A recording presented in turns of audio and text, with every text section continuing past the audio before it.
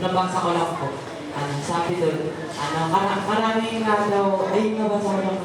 Sabi doon, marami nga daw Kristiyano ngayon, o kaya yung mga nagsisimba rin, kinikita nila mga Christian sila na sobrang gagaling daw nila mag-preach at tatalino daw nila pag tatanungin natin sila.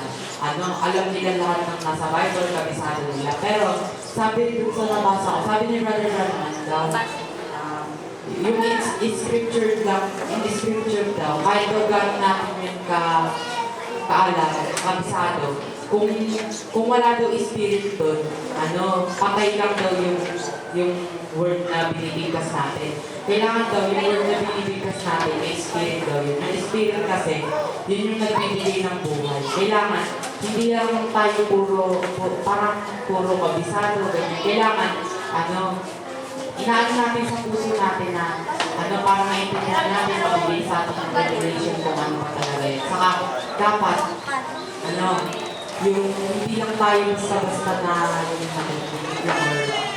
nagsabi lang, kailangan, may spirit daw, kasi kung wala, mananatili lang daw na scripture, hindi daw yung buhay sa atin. Kailangan, yung word, ang buhay gusto sa atin, sa mga Kristiyano. Yun daw yung totoo, katipon natin. Sino po may testimony? Joseph daw. Brother Joseph? Okay, sige, makinig po tayo muna sa testimony ni Brother Joseph.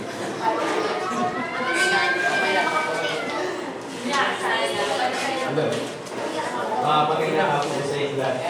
Sa akin Panginoon. Yung share ko lang po yung pinuntahan namin church. I think dun sa